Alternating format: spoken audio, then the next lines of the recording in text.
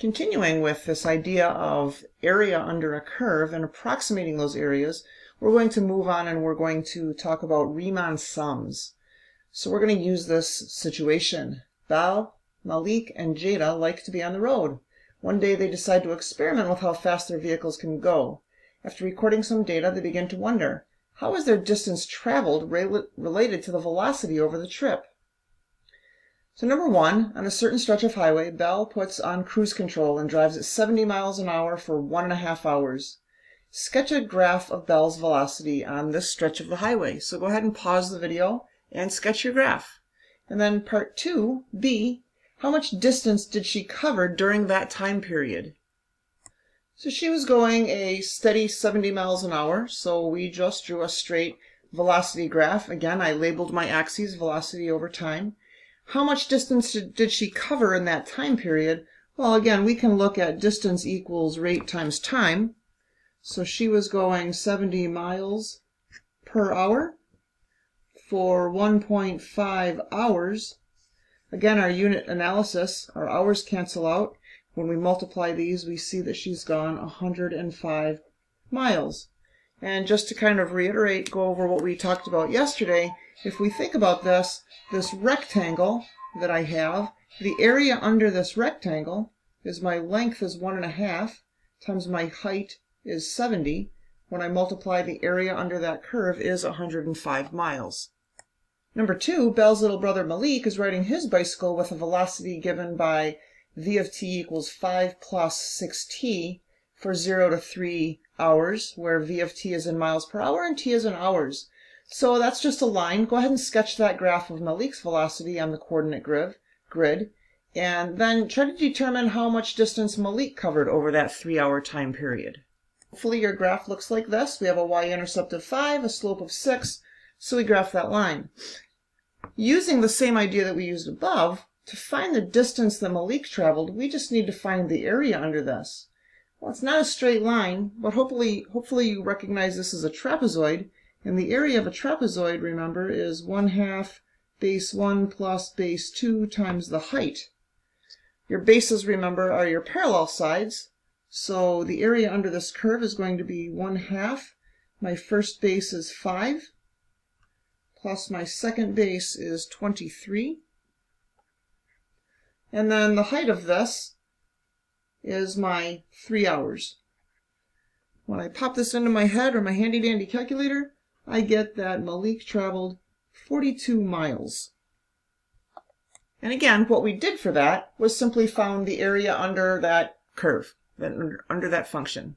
So far, we've been able to find the area relatively easily. We've had regular shapes of a rectangle and a trapezoid. There's very easy formulas to find the areas of those.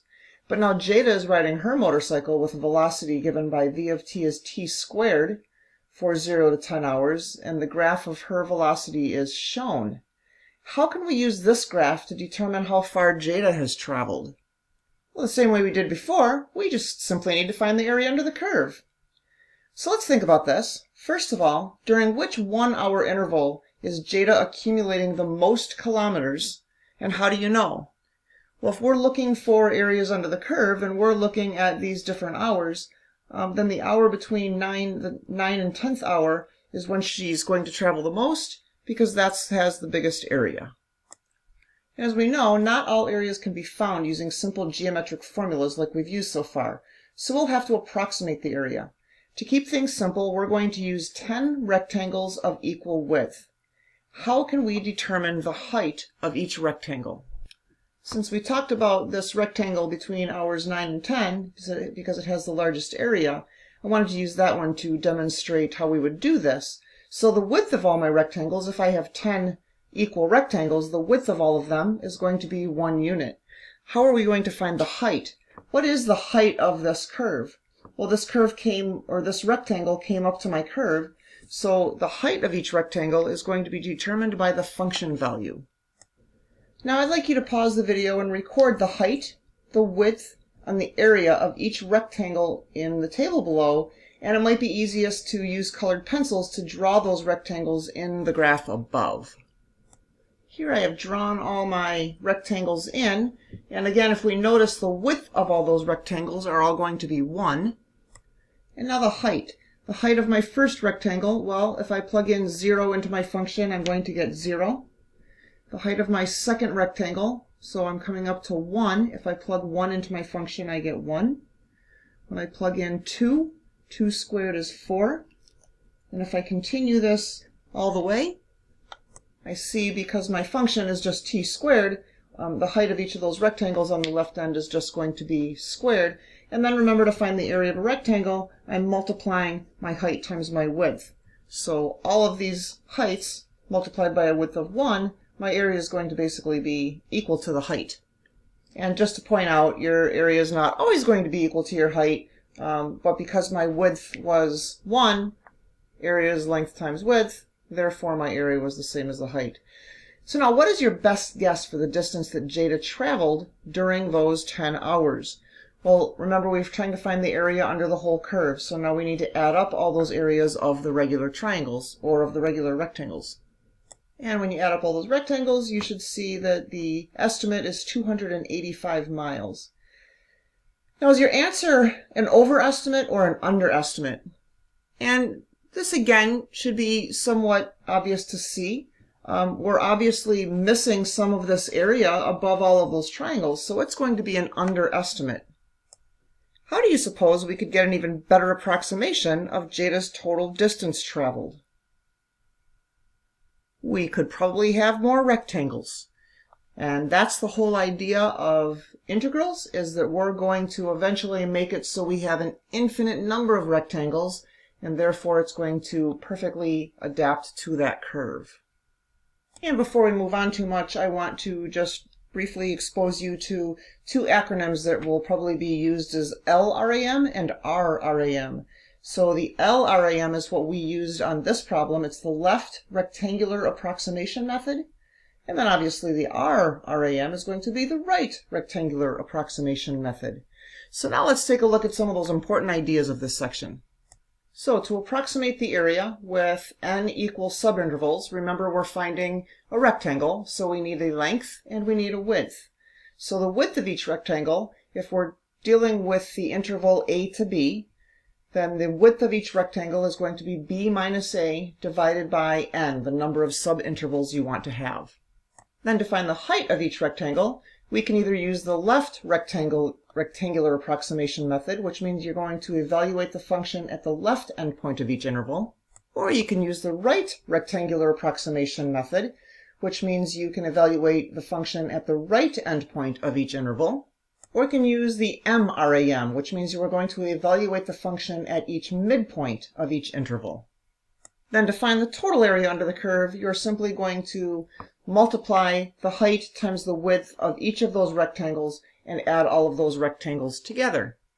If my rectangles are all of equal width, then your delta x plus 1, your delta x sub 1, your delta x sub 2, all of those are going to be the same, which we will have found by using the b minus a over n. You might also want to make note of this. If the function is an increasing function, then if I'm using my left endpoints and I'm coming up to my curve and I'm making my box, right? My left endpoint is going to be an underestimate, but if my function is increasing and I use my right endpoint, then it's going to be an overestimate.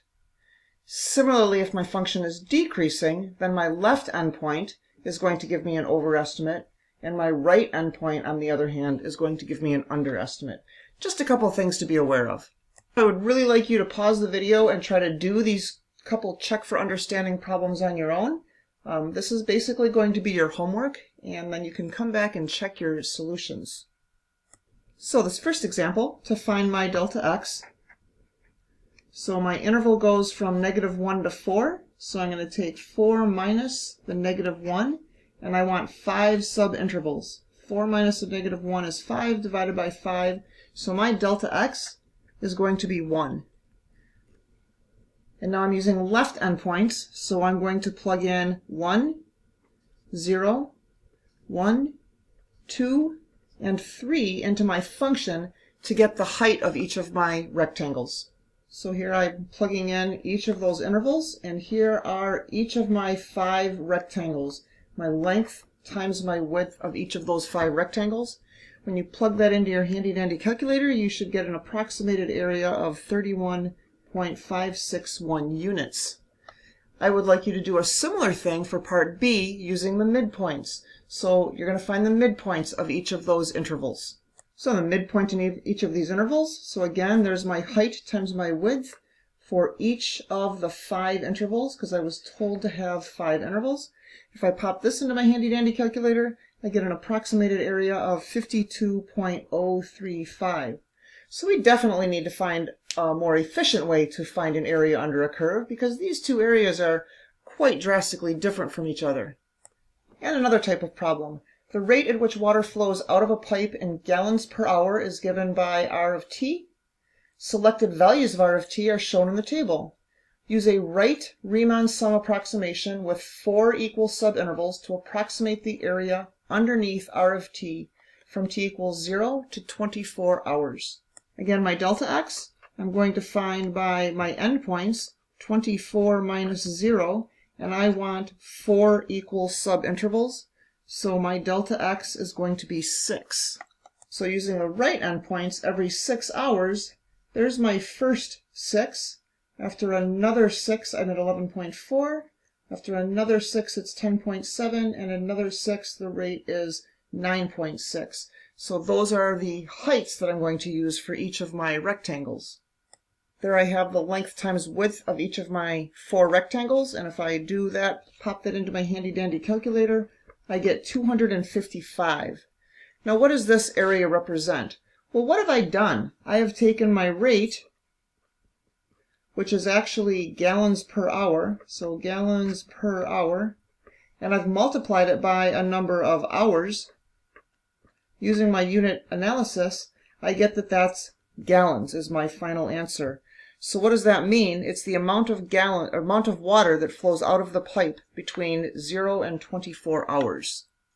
We are inching closer to actually learning the calculus behind getting an exact area under a curve, but hopefully this is starting to make sense as to what an integral is and what it means to be finding the area under a curve. See you in class.